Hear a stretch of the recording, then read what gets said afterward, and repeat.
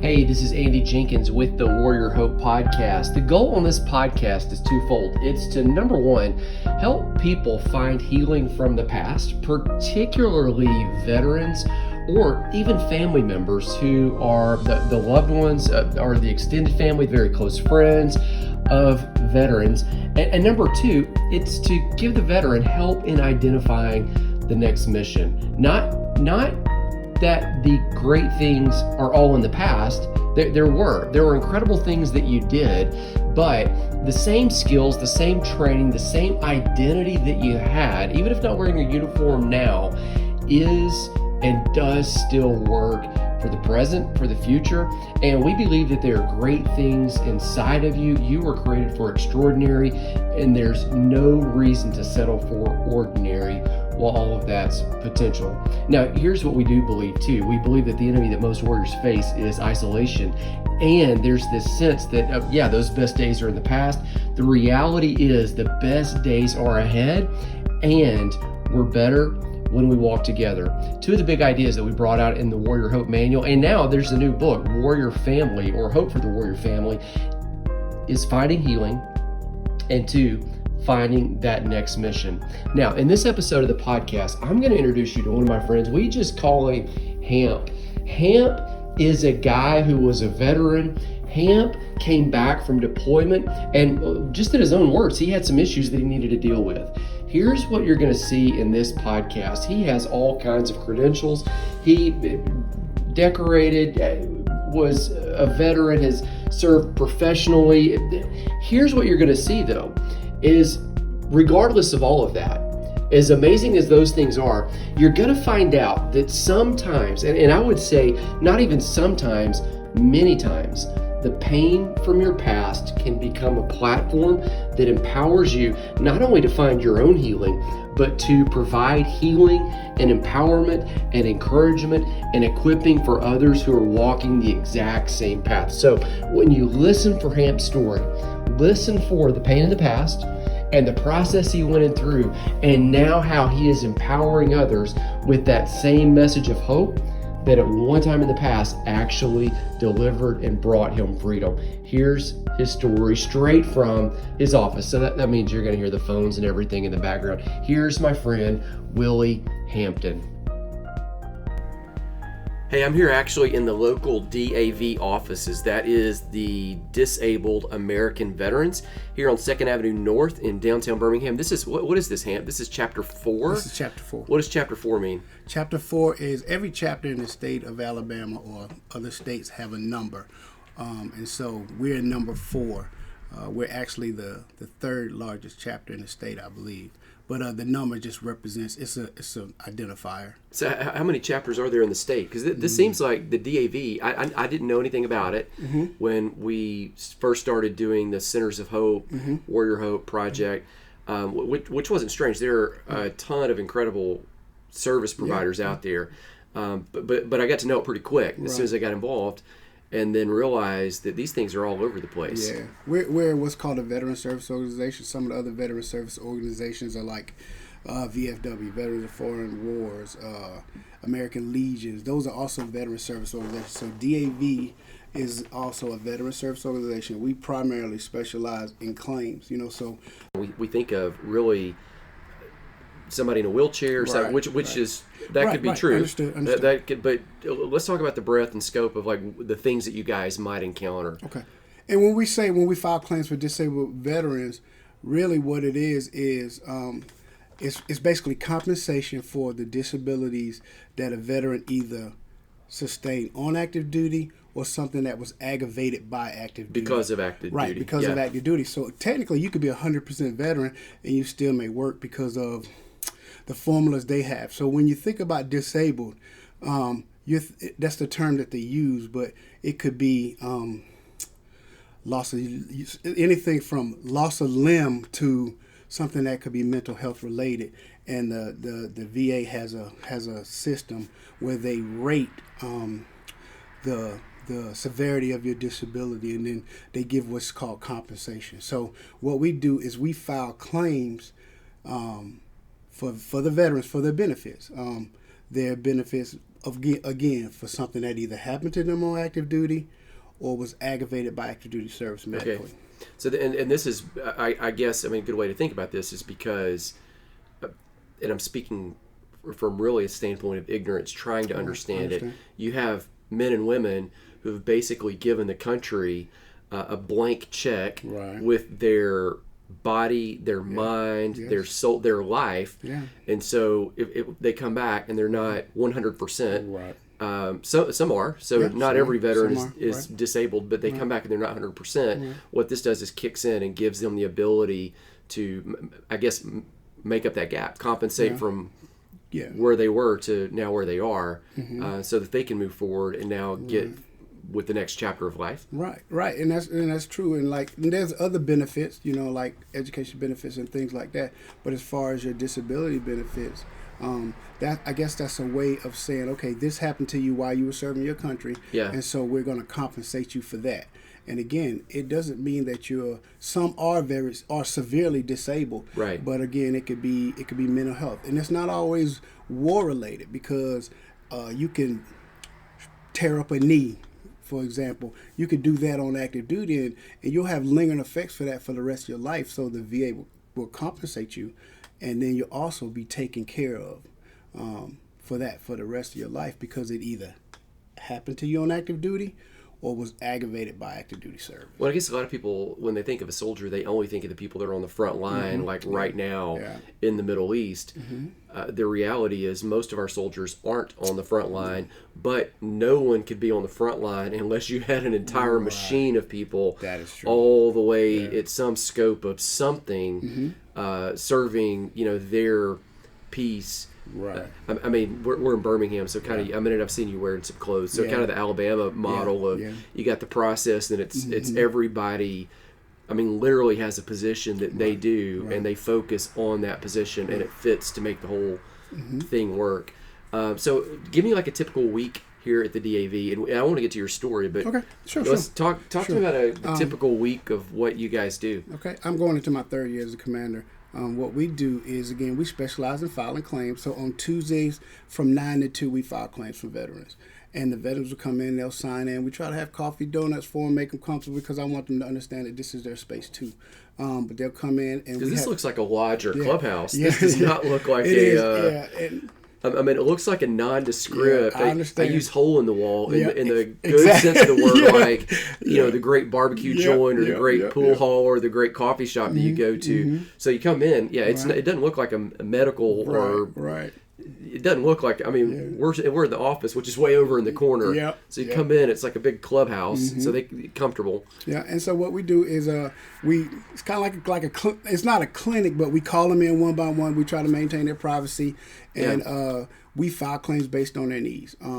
They may come in, and right now we're still helping Vietnam veterans, and the Vietnam veterans have a special spot in my heart, because Vietnam veterans are still, in some sense, battling for their benefits, So they'll come in on Tuesdays, they'll sign a list, and we'll call them in the order that they come in. And when they come, when they sit down with what's called a chapter service officer, a chapter service officer is the local level person that files claims. So once a year, we have to be recertified to file claims. And so the VA recertifies us every year and teaches us what it takes for a veteran's claims to be filed correctly. To do the paperwork correctly, know what's expected. Right. So this is not just like a Ma and Pa thing. This is legit. Right. We're again, this is a nationwide organization, and we're just a local chapter. Yeah. And so when they get in there, they tell us what they think they would like to claim, or what they have a good case for. Again, based on happening on active duty or being aggravated by active duty service. And so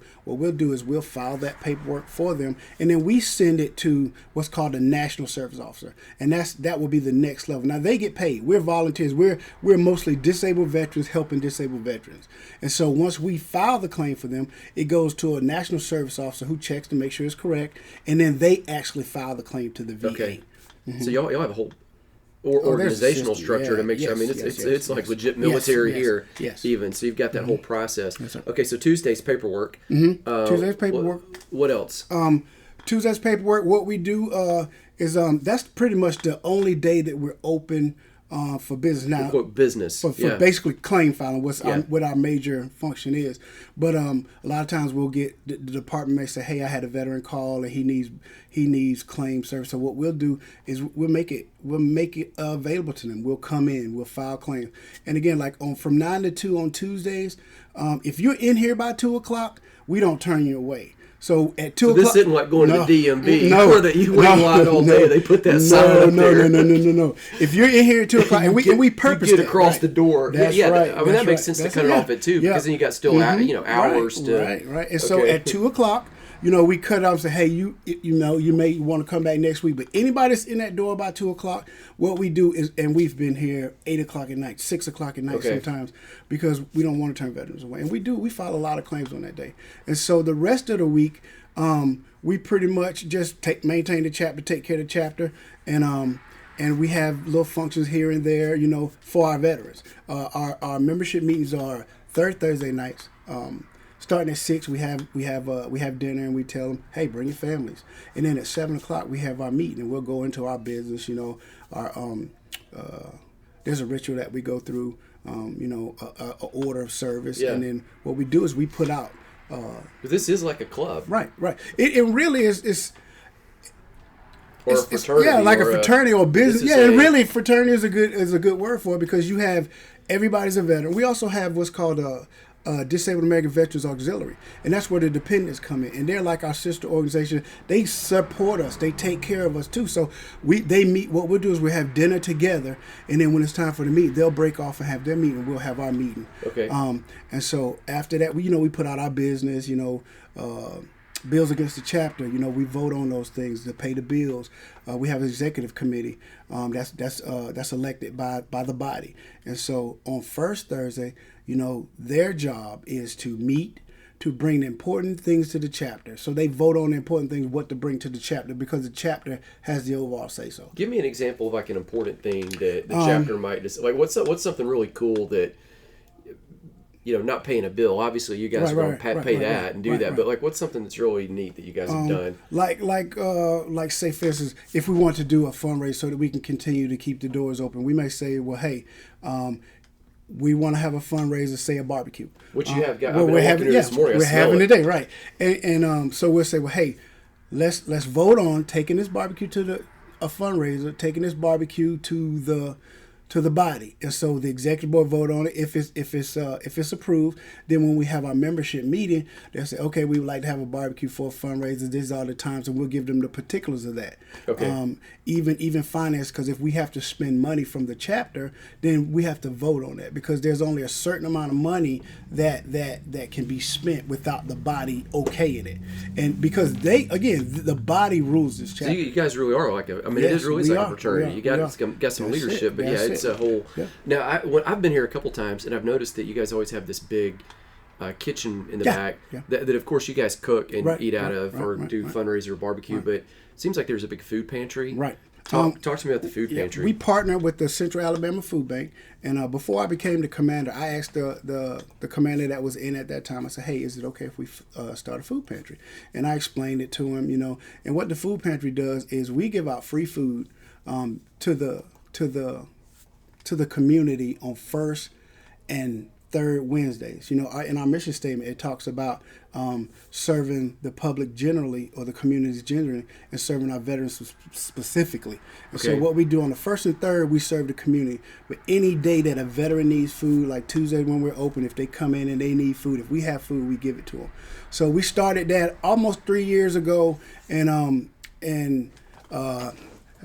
people just jumped on board, and it's been a big success. And we give out, like we gave out yesterday, and I would say we gave out probably like 149 boxes of food. So throughout any month, we can give out close to 500 boxes of food. And I'm talking about not small boxes. I'm talking about meat. Not like a shoe box. No, I'm talking about like a big box. Yes. Box. And so what happens is with the it's all Walmart. Trailer back there. And how that happened is the food pantry, they did a grant for us. And what they did is they bought trailers, they bought a laptop, and they bought the hitches and things.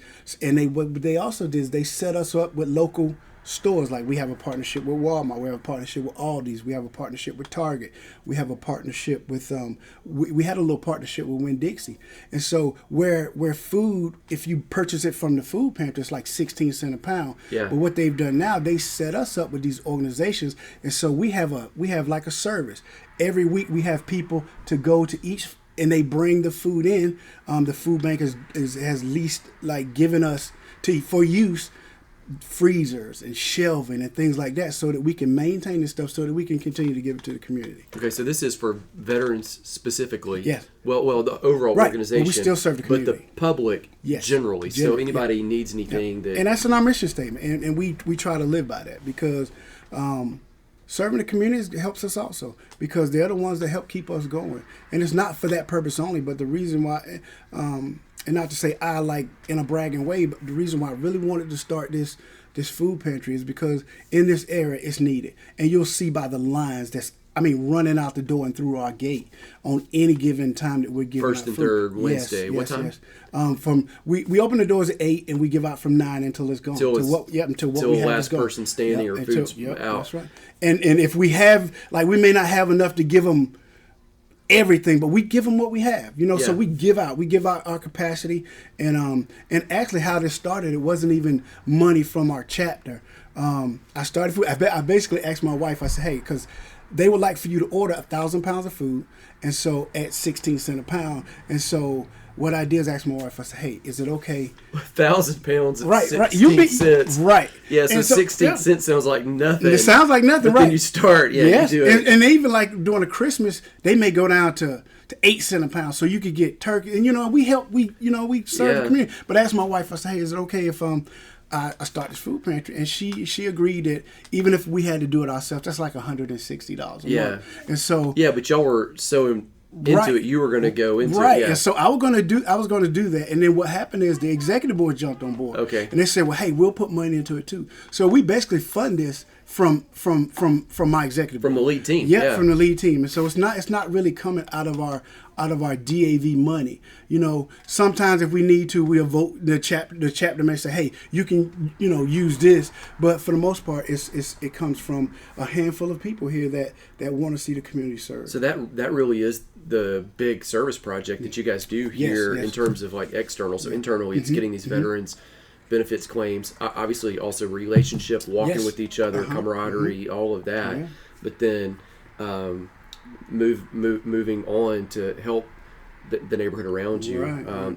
Tell me how you got into the commander position with the DAV. Okay. You're kind of doing your story backwards. Yeah, right? That's okay. Just keep going backwards.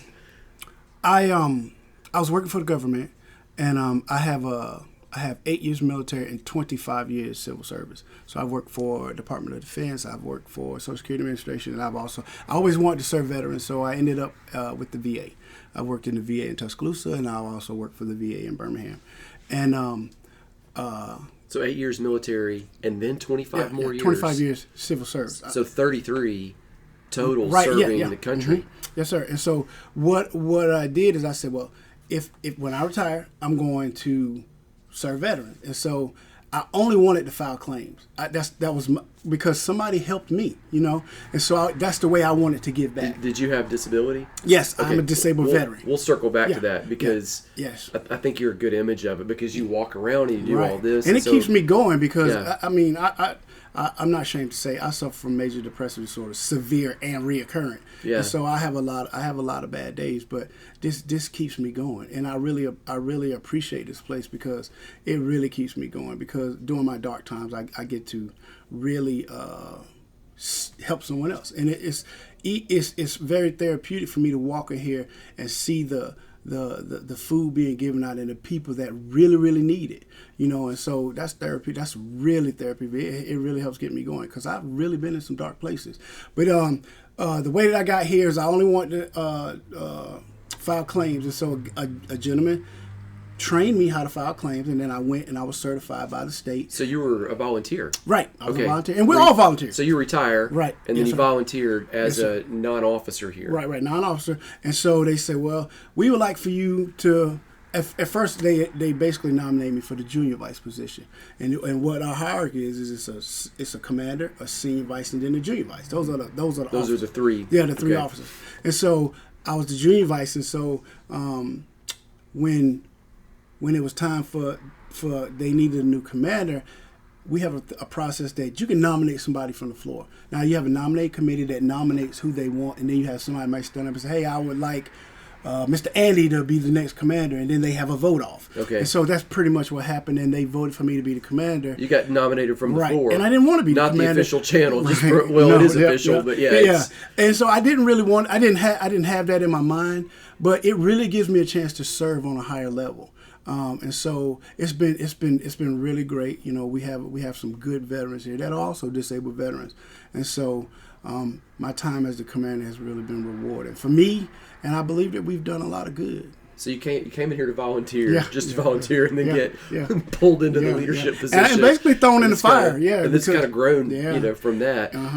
So is the DAV? Is it a nonprofit? It's because y'all have to raise the money. Is it a 501c3? Yeah, it's a 501c4 actually. And so the way that works is the DAV is a nationwide, it's a great big organization, and it's headquartered in Kentucky. And so we're the local chapter, and so we basically fall under that umbrella. Okay. And so once a year, they give us a certain amount of money for your membership roll. So say if you have 1,000 members, you'll get a certain amount of money for each member. They'll give you they give that to us, allocation. right?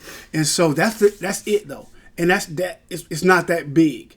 No. So basically, we work off of donations only, and so and we've really been blessed because people give to us because they see the good that we're doing. Yeah. I had a lady call yesterday, and she was like, I wanna donate as a memorial, and she said, only thing I want from you guys is a letter that goes to the family that says I donated in the name of this deceased veteran. So that's a good feeling. That makes sense. Yeah, that's a good feeling. So we have things like that. We do little fundraisers, but we have a box, and sometimes people just stick $1 in the box, and and we've been okay. Had some tough times, been up against it. But people can donate online, can't they? Yeah, no, they can't donate online. No, well, here's the thing: if you donate online, if you donate to the DAV, then it's going to go to the general fund. Yeah. But if you would like to donate locally, then you would donate to your local chapter. Drop it in the mail. Yep. Okay, that's good to know. That's good. Like tell people, hey, put it in the mail, and it touches locally. Yeah, and I'll put the address, and it's all. I guess it's tax deductible because it is tax deductible. It's a slightly different designation. Right. And so what we do is, if someone donates and they want a tax deductible letter, we put it on letterhead, and we give them a tax-deductible letter because we appreciate everything that we can get. Yeah. And sometimes kids will drop change in there. Anything helps because, again, you're basically working off of your donations only to fund your operating expenses for the year. Yeah. All right, take me back to military service. Okay. What year did you go in? I went in 1990. November 1990. It was really cold. I'm from Vidalia, Georgia, and it's about an hour west of Macon, and I'm in an hour south of Macon and an hour west of Savannah. Okay. And so when I went... Yeah, I can kind of place that on the map. Our processing center, we call it MEPS, is in Jacksonville, Florida. So I went down to Jacksonville, Florida, and the recruiter, she said, hey, do you want to leave tomorrow? And I was like, sure, because there wasn't a lot of jobs, and I'm not ashamed to say I grew up poor. How old were you when you went in? I was 18. Okay. And so I grew up poor, and so I was like, sure, I'll go tomorrow because there was not a lot of jobs. There's nothing to do. And so I called my mom and I said, hey, Mom, she said, hey, I said, they want me to leave tomorrow. She's like, okay, if you want to go. And so I said, that was it? She was just like, well, no, I'm getting ready to tell you. Okay. She said, okay. She said, well, what branch are you going in? I said, well, I'm going to the Navy. She starts crying.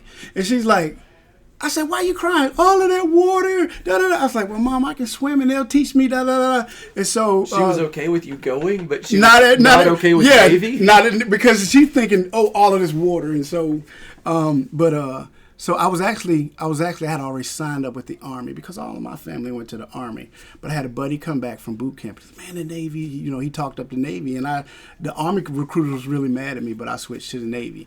And so I went to Great Lakes, Illinois, and it was snowing. And I remember getting off the bus, and my CC is fussing at me and cussing and all that stuff. And he was like, because I didn't have a jacket. And here I am standing in the snow. Because you came from Florida. Because I came from Jacksonville, Florida. Yeah, so it's snow on the ground. And he's like, Are you dumb? But I was like, sorry, I came from Jacksonville. But and so what happened after that? During my MEPS process, she said, would you like to go into submarines? And I'm like, no.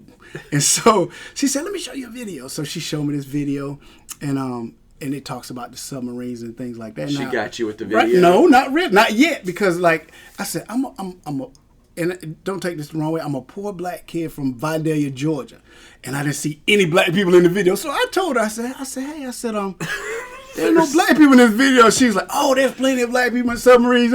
She's like, my husband's because was she black? No, she was white, okay. but she had a black husband. Okay. So she said, my husband's black. He loves submarines.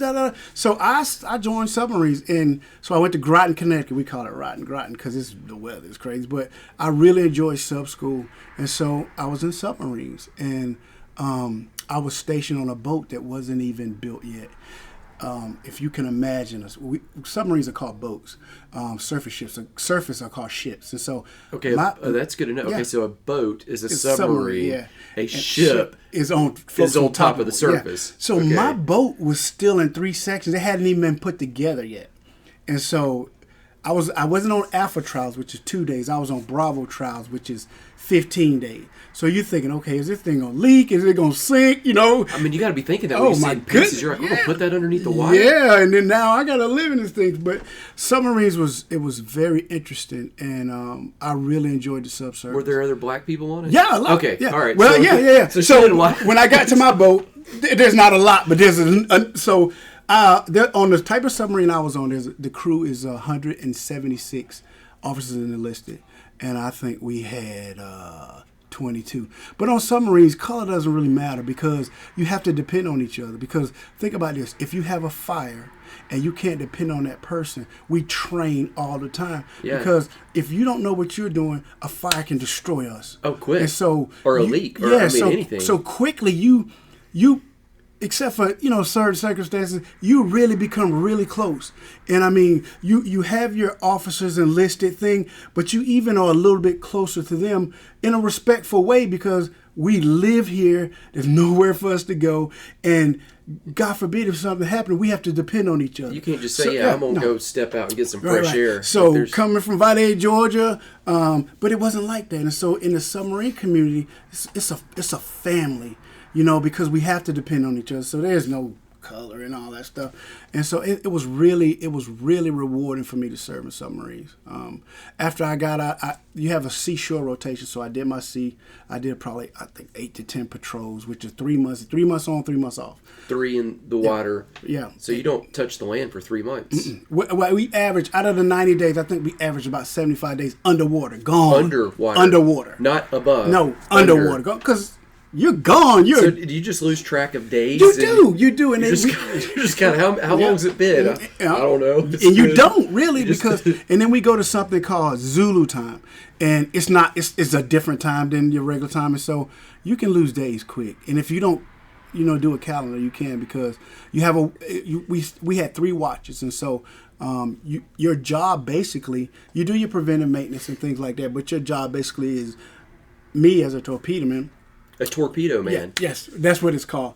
So I worked with torpedoes. So I sat in my room, I maintained the systems, or basically monitored the system to make sure everything was good. It's an 8-hour shift, and then the next person comes on, and so you have 3 8-hour shifts. And so after that third shift, it continues to rotate, and that's your day.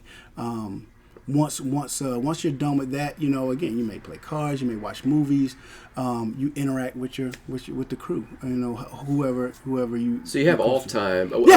You're not. You can't go anywhere, but but you have off time. Stuck in a tiny break room. And we actually, everything, all the stuff like that is done on what's called the mess decks, where we eat at. That's where we watch movies at. That's where we play cards at, because that's the only common area we have. So you go downstairs to work, you go upstairs to eat, play, then you go to another deck to sleep. And so after that, I went to shore duty, and I was while I was on submarines, I was the torpedo man, basically the police or the security of the ship, and so I went to what's called Small Arms Instructor School. So I went to Small Arms Instructor School, and I was able to instruct 8 different weapons. And so that's what I did. So we taught the ship, the crew, kept their qualifications up for the weapons that we carried. Like what's something that you would teach in? A 9mm. Okay, so pistols. Yeah, pistol, and that was our service weapon. And then you had. I guess on submarines, I mean. Well, you have rifles. You have rifles because you have to stand security guard. Yeah. And so so what you do is after that I went to shore duty as a Navy police officer, and I also ran the armory because and what I did as the armory is we had a firing line, and we trained the other submarines that was on the waterfront to keep up their quals, and so that was really rewarding. And then after I got out, I got out in 1998, and I wanted to be a police officer. And so what they were doing is they would send all the police officers where I was stationed. They were sending the Navy cops back to the fleet, and they were going to hire civil service cops. And so I applied, and I got that job. And I did that. It was rewarding. I was a cop for 3 years military, and then another 3 years civil service once I got out. And that started my civil service career after I got out of the military. And so I did that for a while. I did various jobs under the Department of Defense, Department of the Navy, and then I needed a change, and so I moved to Alabama. And when I moved to Alabama, I mean, I was blessed because not a month later, I had another government job, and it was for Social Security Administration. I really enjoyed working for the Social Security Administration, but by that time, I was really wanting to work with veterans, and I know it sounds a little, but I did. I really had a passion. And, people can say that they're servants. I consider myself a servant because I really like to help others. We'll say, oh, we like to serve, but a lot of times it's lip service, and that really comes out. That's really important to me. And so I wanted to work for VA, and so I got hired at the VA, and I worked for the VA from 2008 until about 2 years ago, I think. And right before you ended up here, I guess. Right. And so, it was really one. I worked in Tuscaloosa. Tuscaloosa was good. I was hired first in Birmingham. I traveled to Tuscaloosa, and I lived in Tuscaloosa for 3 years.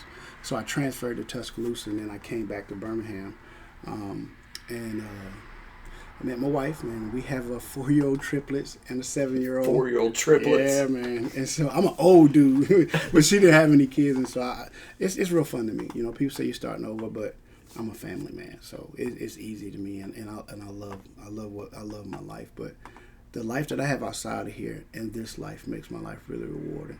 And it was hard for my wife because she had to really understand. I have other disabilities, but the biggest one is what I go through with my depression. And so she understood, and she helps me through that. And initially she was like, "What's wrong with me?" But, is she military? Well, no, she works for the VA too, though. Okay. She works up in the lab. She's a med tech, and so she tests blood and all that other stuff. But she initially it was hard for her, but now she really helps me through because she understands what I'm going through a lot better. Right. And how important was it to not get her on board? But I know a lot of veterans that I speak with, they don't want they want their spouse to know, but yet they don't. It's like a catch-22 because they don't want to put that burden on the spouse. Right. It was at the point in my life where I basically had to include her because it was becoming a problem not to, because she started to think that it was her. I'm like, no, it's not you. It's something I can't control, because you can't control a chemical imbalance, or it comes and it's there, and you're in a different place. And so she really has learned to help me through that place. And again, this really helps me. So when I'm down sometimes, when I come in here, it makes it better. So part of the support system is the spouse, the significant other, for people that, because I think the good thing is mental health, depression, emotional wounds. Mm-hmm. It's kind of becoming normalized in the sense that it's common for people now to talk about that as it is. Hey, I broke my arm, or I am in a wheelchair because of this, or I've got this physical limp. In an internal wound that may be invisible is just as real. Yeah, and it's funny that you say that, because people think that, you know, we had the stigma about mental health. Oh, something's wrong with me and da da da da. But again, like you said, I think it's becoming more normalized, and I think that's where the people that are suffering from mental illness have been suffering for a long time are starting to get the help they need, because it's not such a big stigma. Because a lot of times people, they go away, and isolation is the worst thing. And so especially for mental health stuff. Right, that's what I'm saying. That's what I'm talking about. It just brings this cloak of shame and this cloak of guilt and this more depression. Right. And so having a support system, having a mental health provider, and the VA has been good about that. I have a very good mental health provider. So your support system, I want to make a couple notes, because I want to let people know. Your significant other, your spouse, yes. would be vital. Would be one, and then another one would be the service that you do here. Right. So having an outlet where it's not about you. Yes, sir. You get out of your head. And then another one would be you've got a professional where it is about you. Yes. So you can deal with that stuff. Is there anything else that... I mean, that's pretty much it. That's, you know, I have my wife, I have my doctor, and you know, my friends, they understand, you know, a little bit better. You know, we don't go into detail, but they understand a little bit better, so they know, and they're sensitive to that. So my network is big. You know, I have my family, I have my friends that are very supportive. My doctor has been treating me since 2004, so she has become almost like another family member. So you can trust her. Yeah, there's not like a there's some history there. Yeah, and so she's been really good. You know, and some people say, I've heard veterans say, "Well, I don't want a nurse back there." She has been phenomenal for me. And so to me, that doesn't matter. I think it's more about whether you click with that provider, and that provider, you can start to trust that provider. And she does a really good job of understanding where I am and knowing how to treat me. And I'm so appreciative for that. And then this place has been, because I don't know what I would do outside of those two things. Yeah. You know, because I would be pretty much, you know, and I don't come up here all the time, like one day, you know, a week, or sometimes 2 days a week if we have an event. Yeah, this isn't the totality of your life. This is just a piece of it. And so it helps, because then you're not struggling at home, because you have something to do. And sometimes it's easy to go down when you're isolated. Yeah. But you know, a lot of times my people that check on me, they take care of me too, and so they're a very good support system. And I'm one of the youngest here, and so they'll call, "Hey, how you doing today?" You know, they'll check on me and make sure I'm okay too. And so they are part of my support system. Yeah. Out from the DAV, it's the individual relationships that's built here. We become like a family, and I told them as the commander, I really want us to be like a family. So we got to trust each other. And again, we've been here almost 3 years, because they keep nominating us from the floor. Okay. And I was going to say, well, no, I don't you want to tap out, right? But, yeah, and so let somebody else run it. And so as long as they want me to serve them, I'll serve them. As long as, you know. Let me ask you this. This is probably one of my final questions. How did you know something was wrong? Like if you break a leg. Mm-hmm. You're just like, oh, my leg's not working. Right. So you're like, I need to go get this checked out. Mm-hmm. Or if you get, you get something going on with your digestive tract, your stomach's upset, you start throwing up, or you have diarrhea or something. Because there's a physical issue. It's obvious. Mm-hmm. How did you know that something mentally, emotionally might not be 100%? Right. To go get help. And with me, I was feeling down.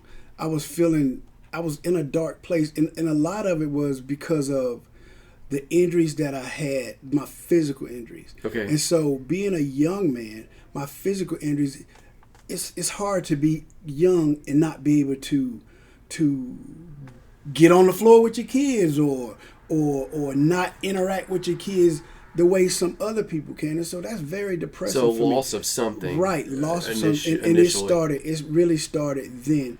And so, and that's when my doctor says, well, hey, you're in depression, because I think being in pain was really the depressing factor, and having the limitations on your life that another person my age would be freely able to do.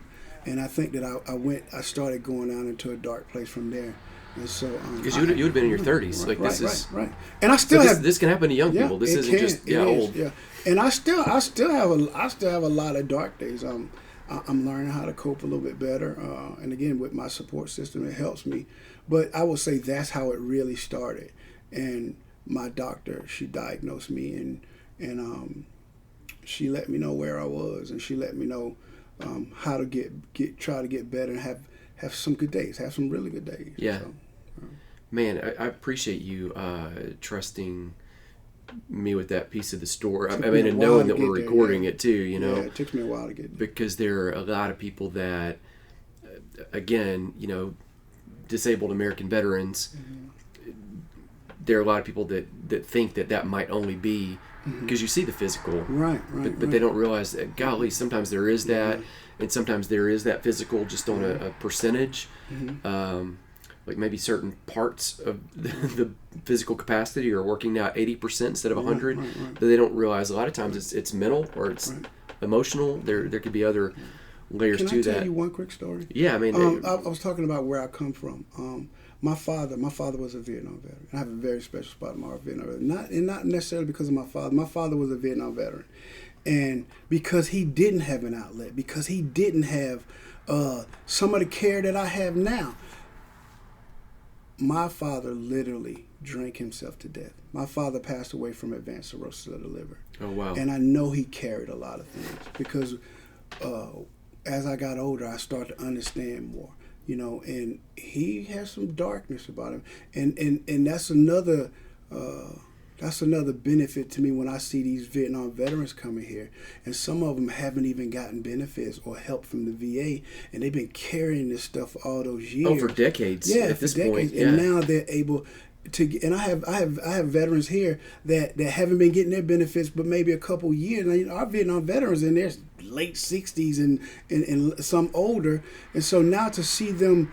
They had to carry what they had to carry all these years, and now be able to get some help because mental health years, So because mental health is understood better, because it's been a little normalized, you know, they're able to get, be it in their late ages, they're being able to get some help with what they've been through, and so I'm grateful for that too. Yeah, so there'll be less people that carry it on their own, like your father had to carry have that outcome. Yeah. That's a great perspective. Yeah. Well, man, thank you for your time, for your service here, for your service with all the civil service jobs you've had, for the service with the country. I've had a good life. Man, you have done a lot, and you are continuing still to create a ripple effect here. Thank you. Yes, sir. Thank you so much.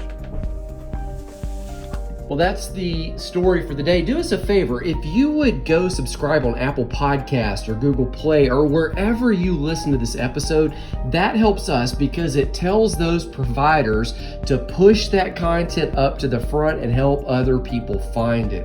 While you're there at either one of those places, go ahead and leave us a review and then share the podcast. We would love for you to tag us in it and let us know where you're listening, or even just take a screenshot if you're at your office and then tag us somewhere in social media.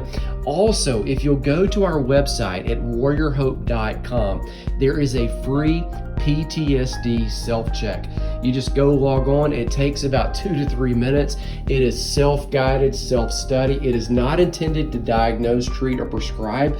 It's just a tool for you to see if, hey, would I benefit from, or would a loved one of mine benefit from some more tools for emotional health, emotional wholeness, emotional freedom. Think about it like this. If your arm was working at 70% capacity, you would try to fix the rest of the other 30%. In the same way, if your emotions, your mind, just the soul has this, well, it's just not at optimal. And I try to be so careful with my words because they can be so misinterpreted, and so often in this area, it seems that people, they're afraid because let's be honest, we've been trapped and tricked about things related to emotional health before, and sometimes that gives us a label. And so here's the deal. This one, completely anonymous, completely just you, and just see if you would benefit from some of the tools, some of the resources that are available to you through the VA, some of the tools, resources even that are free, anonymous on our site. Other links, other things right there. Look in the show notes for all of the links for more information. Thanks so much for listening. We'll be back again next week with another incredible talk. As always, walk with us because I really believe that we're better together.